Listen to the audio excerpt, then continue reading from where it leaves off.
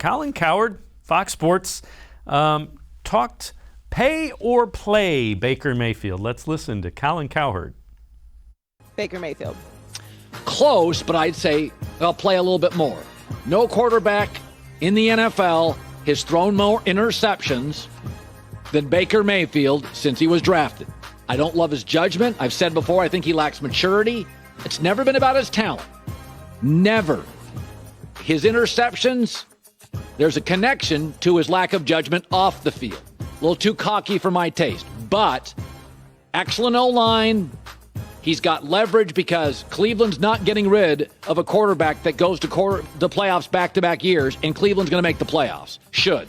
So I need to see him play more. I want to see how he handles success.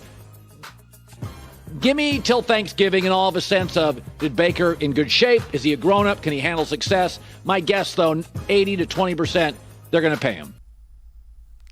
And Dan, I would have bought some of that argument a year ago, maybe 2 years ago. I think Colin needs to listen to Baker more recently, and I invite him to listen to our show so he can hear Baker Mayfield, because I think the growth has been pretty obvious, especially to folks around here.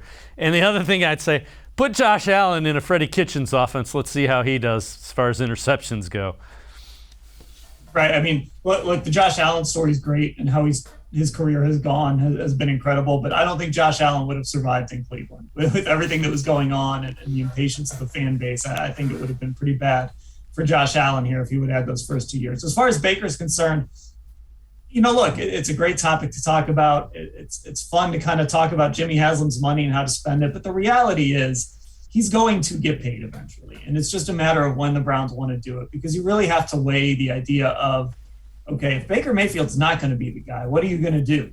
You're not going to be bad enough to draft somebody. You don't want to go start bringing in Kirk Cousins types and things like that. You have a really good thing going with Baker Mayfield. And like you mentioned, he's really grown up in the last couple of years, and he's really displayed that maturity. And by the way, the turnovers, they pretty much disappeared in the second half of last season. So if that continues, watch out. That's when Baker Mayfield really levels up. And the reason is because he finally has decent coaching. I mean, let's be honest. I mean, Kevin Stefanski and Alex Van Pelt have made a remarkable difference in Baker Mayfield, and Baker Mayfield knows that. Right. I think he understands that he's got a really good thing going with those two guys. They expect a lot out of him. They coach him up really hard. I mean, I've said it before here on this show. Alex Van Pelt comes in, and the first thing he says in a press conference, streamed everywhere, is, we're going to change Baker Mayfield's footwork. This is how I think it should be done. And that's what they did. So, Baker, the thing this coaching staff understands is the things that Baker Mayfield does well.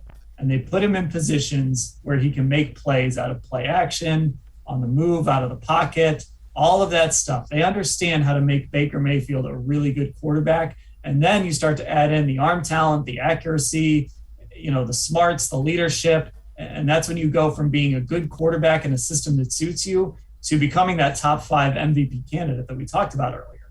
And, you mentioned the coaching staff understands his strengths and plays to him. It's the sign of a good coaching staff and a good head coach.